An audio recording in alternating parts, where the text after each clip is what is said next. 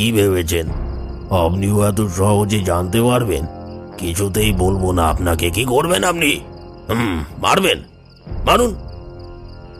বাবলুর তখন ধৈর্যের বাঁধ ভেঙে যাওয়ার উপক্রম।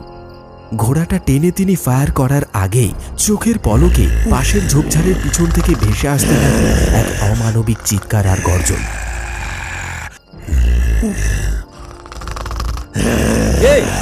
ওইখানে সামনে বেরিয়ে আয়, নয়তো সব কটাকে গুলি মেরে মাথার খুলি উড়িয়ে দেবো। বেরিয়ে এলো একটা কালো ছায়া মূর্তি। সেই কালো ছায়া মূর্তি 4 পায়ে এগিয়ে এলো তাদের দিকে। মুখে তার বড় বড় ধারালো দাঁতের সারি আর ধারালো নখ ওই প্রাণীটিকে আরো হিংস্র করে তুলেছে। এটা আবার কে? এই পুলিশ অফিসার, তুই কাকে ধরে নিয়ে এসেছিস? হ্যাঁ,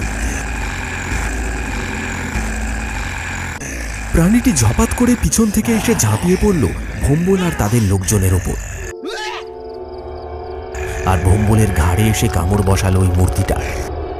ঘাড়ে কামড় বসাতে গোটা শরীর থেকে বেরিয়ে এলো একটা কালো ধোঁয়া,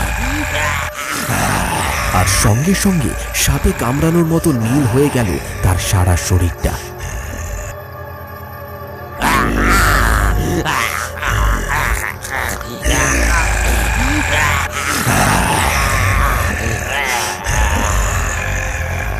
গোঙানি আর মরণ চিৎকার ছাড়া আর কোনো কথাই বলতে পারছিল না ভম্বল।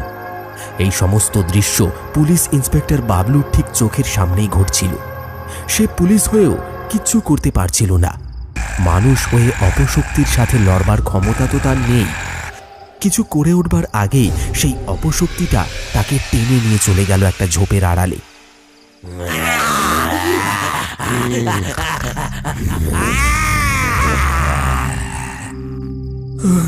ওরে বাপরে, কি ছিল ওটা?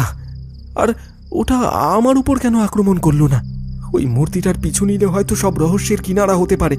এই বলে বাবলু সেই বিভৎস মূর্তির পিছু নিল আর দেখল সেই মূর্তি ভম্বলকে টানতে টানতে নিয়ে চলেছে খেজুর কাঠের শ্মশানের শেষ প্রান্তের জঙ্গলের ভেতর একটা পুরনো বাড়ির দিকে। সেইখানে গেলে হয়তো সবকিছুর সমাধান খুঁজে পাবে। হ্যালো নরহরি, তুমি এক্ষুনি শীঘ্রই 4 জন কনস্টেবলকে নিয়ে ওই খেজুরকাঠি শ্মশানের শেষ প্রান্তের যে পুরনো বাড়িটা আছে, হ্যাঁ সেদিকটায় চলে এসো। আজ রাতের মধ্যেই সব রহস্যের সমাধান করতে হবে, নয়তো অনেক বড় ক্ষতি হয়ে যেতে পারে।